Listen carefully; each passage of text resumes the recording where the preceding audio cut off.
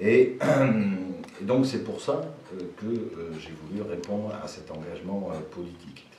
Donc il n'y avait pas d'autres candidats, tout au moins de mon mouvement, que moi, et j'ai donc accepté de partir avec un grand enthousiasme et beaucoup d'énergie et beaucoup d'envie, voilà, pour nous représenter. Alors moi je vais faire la politique autrement, je ne suis pas un politicien professionnel, parce que je suis quelqu'un qui travaille, j'ai un métier, payer des charges, je sais ce que c'est, faire des budgets prévisionnels, je sais aussi ce que c'est. Et d'ailleurs, si on regarde bien quand même la situation de la France aujourd'hui, on n'en est plus autant des promesses. Ça, c'est quelque chose de terminé. On ne pourra plus. Dans l'article, vous voyez, j'ai marqué « Je ne viens pas vous faire de promesses et je pense que le temps des subventions est terminé ». Pourquoi je dis ça? Parce qu'aujourd'hui, chaque enfant qui naît, tout comme nous, qui vient, il y a plein d'enfants qui sont nés aujourd'hui, notamment sur notre territoire, et ces enfants-là, ils ont 23 000 € de dette sur la tête. Ces 23 000 € ont déjà été dépensés. Donc, à un moment donné, on ne peut plus vivre à crédit comme ça. C'est-à-dire qu'il va bien falloir penser à savoir comment rembourser. Parce qu'avant de faire un certain nombre de projets, notamment sur la relance économique, il faut déjà renflouer les caisses et pouvoir sauvegarder sa souveraineté. Parce que quand on regarde ce qui se passe, comme moi à la télévision, vous avez vu ce qui se passait en Grèce. Ils ont baissé les retraites de 50%, les jeunes, il y a un chômage qui est effrayant. Alors certes, ils ont une organisation qui n'est pas la nôtre. Il n'y a pas de véritable régime politique, il n'y a pas de véritable organisation politique. Ils sont incapables de collecter, de lever l'impôt dans leur pays. Qui plus est, tous leurs trésors, ils les ont déjà vendus. Le port du Pirée, ça a été vendu. C'est les Chinois qui sont propriétaires. Du jour au lendemain, ils ont dit aux armateurs grecs, allez vendre vos bateaux ailleurs, nous on va mettre des bateaux chinois. La situation de la Grèce, elle est catastrophique, mais enfin si on regarde la dette de la Grèce par rapport à la nôtre, c'est pas tout à fait le même ratio. Hein. La Grèce c'est 150 milliards d'euros, nous on est actuellement, d'après la Cour des comptes, et je pense que le calcul est exact, on est aux alentours de 1900 milliards. D'accord ? J'ai essayé de voir par qui était portée la dette de la France. Et si on regarde bien, qui porte la dette de la France? 3 pays. Alors vous allez rigoler, mais il y a les îles Caïmans. Autant dire, moi je ne connais pas un grand producteur aux îles Caïmans, donc c'est des sociétés offshore. Le Luxembourg et la Suisse. Autant dire. Fiscaux. Hein? Parce que les paradis fiscaux. Les paradis fiscaux. Et par là même, tu as la réponse, pourquoi on ne peut pas sortir aujourd'hui des paradis fiscaux? Pourquoi on ne peut pas interdire mondialement les paradis fiscaux? Parce que c'est eux qui détiennent la dette. La France et d'autres pays.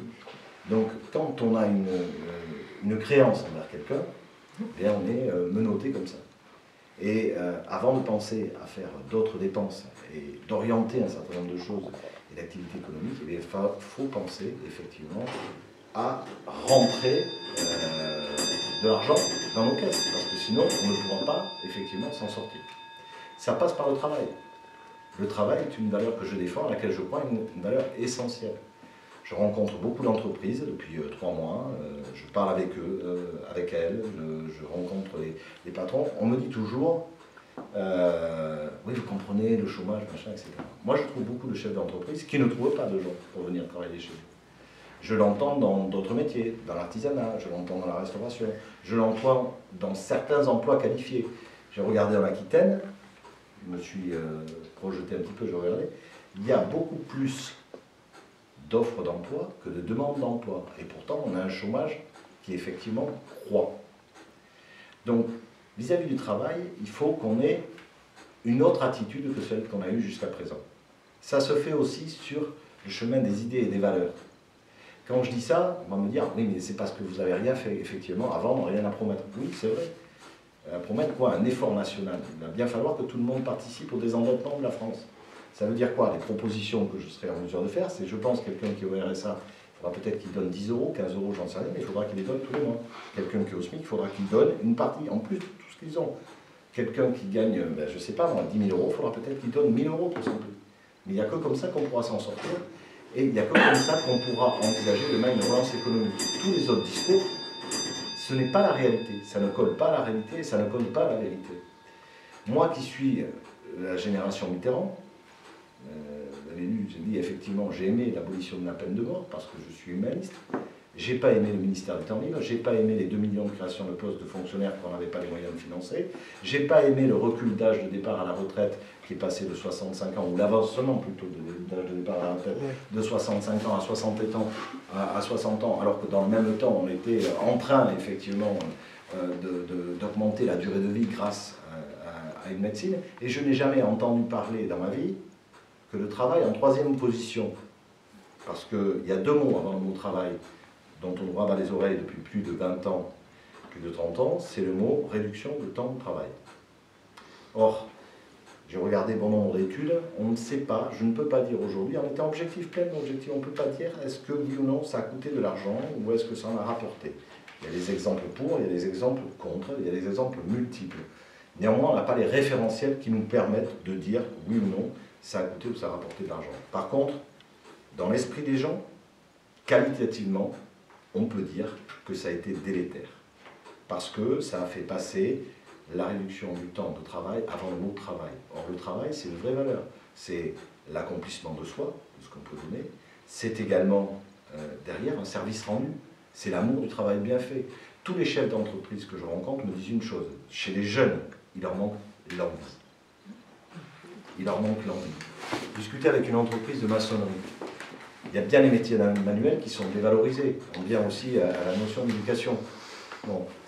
Les jeunes, il leur manque effectivement cette envie. Et par exemple, pour faire un maçon, j'ai posé la question, je dis combien il faut de temps, d'années? 7 ans pour faire un maçon. Donc, 7 ans 7 ans pour faire un vrai maçon. Un bon maçon, c'est 7 ans d'études. Quand l'autre soir j'ai sorti ça, j'ai dit 7 ans d'études. On me dit non, monsieur, vous vous trompez, c'est pas les études, c'est une formation professionnelle. Et je dis moi qui suis chirurgien, j'ai appris mon métier derrière un stylo. On me dit bien que j'ai fait des études. Un maçon, il fait aussi des études. Un soudeur, il fait aussi des études. Parce que c'est quoi une étude? Une étude, c'est prendre un savoir qu'on veut transmettre, se l'approprier, et ensuite le faire prospérer, et le rendre effectivement actif et productif. C'est ça la notion d'étude. Dans la notion d'étude, il y a tout ça. Et donc il faut revaloriser un certain nombre de professions, en disant tout simplement quelles qu'elles sont. Pour les gens, on a pensé, parce qu'on s'est trompé, on s'est dit, des gamins, on ne sait pas quoi en faire, ou des gens qui sont en reconversion professionnelle, parce que ça ne concerne pas que les jeunes. On a dit, on va les mettre dans le monde de l'entreprise, par exemple, et dans le monde du bâtiment. Voilà. Et on les a mis là, sans leur demander leur avis, s'ils avaient effectivement envie d'y aller, si ça les intéressait, et puis sans perspective de formation. Et en pensant peut-être qu'en quelques semaines, on pouvait former des gens comme ça. Mais non, on ne les forme pas, effectivement, à la belle ouvrage, on ne les forme pas à quelque chose de bien. Quand je vois les enfants qui arrivent à 14 ou à 15 ans et qui disent à la maison, voilà, je veux devenir maçon, menuisier, comme ça, souvent les parents vont ouvrir les yeux comme ça, ils les regardent, en disant, mais attends, d'abord, où est-ce que tu as entendu parler de ce métier? Parce que souvent dans les familles, on ne va pas, je parle de famille lambda, on ne va pas forcément entendre parler de ce métier-là. Les enfants, ils ne sont pas véritablement au courant, ni dans les familles, ni à l'école. Donc souvent les parents, la réaction c'est de dire, oh, est-ce qu'ils sont quand même un peu plus ouverts que les maîtres d'école ou les professeurs d'école, mais ils sont plutôt à dire, est-ce que tu es sûr, attends, tu es un peu jeune, on ne sait pas, tu vas... Voilà. Et à l'école, le discours est, ah non, non, non, collège unique, c'est unique, il faut que tu ailles jusqu'au bac. Tu comprends?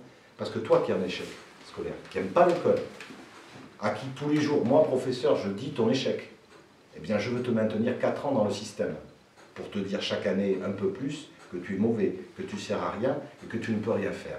Pour moi, je suis désolé, vis-à-vis de l'individu et d'un être en formation, c'est d'une violence inouïe. Alors il ne s'agit pas de revenir forcément à l'ancien temps, de dire ben, tu fais ton métier claque et puis maintenant tu restes là et tu ne bougeras pas, et mettre les gens comme ça dans des cases, mais de permettre à des gens d'avoir effectivement, à des jeunes, d'accéder à une formation s'ils en ont effectivement envie, en sachant que de toute façon, demain, ils pourront la coupler avec d'autres choses. J'ai des exemples multiples sur des entreprises qui sont implantées localement sur la 9e circonscription. J'ai vu les établissements Guanard, qui fabriquent des meubles de menuiserie. J'ai vu un menuisier qui a à la fois un diplôme de menuisier et qui a aussi un diplôme d'informaticien. Et c'est comme ça qu'il arrive à faire ses meubles et à comprendre les choses. Donc, il compile 2 formations et quelque part, il va subjuguer ces 2 formations pour en faire quelque chose de beaucoup plus efficace et de beaucoup plus intéressant pour lui. Et demain, ça lui permettra peut-être de faire autre chose. il faut lancer la formation tout au long de la vie. De même, dans le domaine de la formation, il faut penser, ça revient aussi dans la bouche de beaucoup de chefs d'entreprise. Aujourd'hui, j'entends me dire, ah, on a des gens qui ne sont pas formés. On voit des gens qui ne sont pas formés. On ne les forme pas bien. Il faudrait que les formateurs retournent en entreprise. C'est vrai que j'ai entendu l'autre soir un chef d'entreprise de la filière automobile qui me disait, moi on me présente des apprentis auxquels on a appris à monter et démonter un carburateur. Alors je dis oui, effectivement, si vous étiez dans la voiture de collection, ça peut se concevoir. Mais aujourd'hui, ils ont besoin d'apprendre avec un ordinateur, de savoir exactement repérer les pannes pour pouvoir réparer les autos. Sinon, ils n'arrivent pas. Donc, on a un problème de la formation. Mais parallèlement, quand je dis ça et que les entreprises disent ça, je leur dis, mais vous, qu'est-ce que vous faites pour la formation? Ah oui, mais moi, vous comprenez, j'ai pas le temps de les faire. C'est-à-dire, on ne prend plus de temps. Donc, à un moment donné, il faut aussi avoir un vrai discours. Moi, j'aime l'entreprise. J'aime les entrepreneurs, ceux qui créent, et parce que ce sont eux qui donnent du travail à une famille, qui créent la richesse. Mais encore faut-il qu'eux aussi soient capables de s'engager sur, à mon avis, 3 axes. Un, sur l'emploi, et notamment l'emploi autour de chez eux. Pourquoi je dis ça? Autour de chez eux, autour de leur entreprise, parce qu'il faut favoriser la ressource qui est à côté de chez soi pour créer effectivement de l'emploi, pour ramener de la vie sur un territoire, parce que sinon ça ne pourra pas le faire. Et puis en même temps, il faut qu'ils soient capables de s'engager dans la formation professionnelle, c'est-à-dire donner une véritable culture d'entreprise, permettre aux gens d'évoluer. Parce que ça, c'est valable pour la main-d'œuvre qui est à la fois peu qualifiée, mais c'est valable aussi pour la main-d'œuvre très qualifiée. Parce qu'aujourd'hui, dans la main-d'œuvre très qualifiée, quand vous avez un chef d'entreprise qui reçoit un mec pour un emploi très particulier, il va discuter quoi? S'il a le portable gratuit, quel type de forfait, s'il a l'auto, s'il a 8 semaines de vacances essentiellement par an, mais il ne va pas poser la question quelle valeur ajoutée je vais amener à votre boîte. Quelle perspective en contrepartie cette boîte me donne-t-elle? Votre entreprise me donne-t-elle? Entre autres choses, on a perdu, à mon sens, aujourd'hui, la notion de culture d'entreprise. Et c'est quelque chose qu'il faut retrouver. Il faut laisser la liberté aux entreprises, une certaine forme de liberté. Il faut diminuer le coût du travail, tout le monde en est bien conscient. Je pense qu'il y a un certain nombre de réformes qui vont dans ce sens-là et qui vont dans le bon sens. Mais il faut aussi que les chefs d'entreprise demain soient fiers de payer l'impôt. Aujourd'hui, ce n'est pas ce qu'on entend dans leur bouche. Donc je pense qu'il faut revoir un petit peu notre système. Et quand je dis ça, c'est par rapport à notre circonscription. On a plein d'atouts dans cette circonscription. On a 9e, on a 2 axes autoroutiers. Demain, on peut en parler, je sais que ça pose problème à certains, mais il y aura un axe ferroviaire. On a une rivière, le fleuve la Garonne, qui est non utilisée. On a les atouts que sont la viticulture, que sont la sylviculture. On a les nouvelles technologies avec le laser mégajoule au bas, 10 000 emplois à terme, qualifiés. Donc on a vraiment beaucoup de choses. Néanmoins, quand je regarde les chiffres, on tend à devenir une cité dortoir. Il faut absolument enrayer tout cela. Et pour enrayer tout cela, c'est une volonté politique de le faire. Le député que je serai aura cette volonté, et il aura cette volonté parce que c'est un rôle fédérateur et c'est un rôle facilitateur. Quand je dis ça, ça veut dire qu'il faut être demain en capacité d'unir aussi les maires et les présidents des communautés de communes pour qu'ils soient capables, effectivement, d'avoir un vrai discours et une cohérence sur le territoire pour amener du travail. J'attire votre attention sur une chose. Demain, nous aurons à Belsier, ce qu'on appelle l'opération d'intérêt national, Euratlantique, qui va être un gros gisement d'emploi, puisque toutes les entreprises vont venir s'installer à Belsier. Belsier, c'est où? C'est au sud de Bordeaux. Ça dégage vers où? Directement vers chez nous. Directement sur notre circonscription. Dorothée Fallière, excusez-moi, Dorothée Fallière, il y a 1900 voici.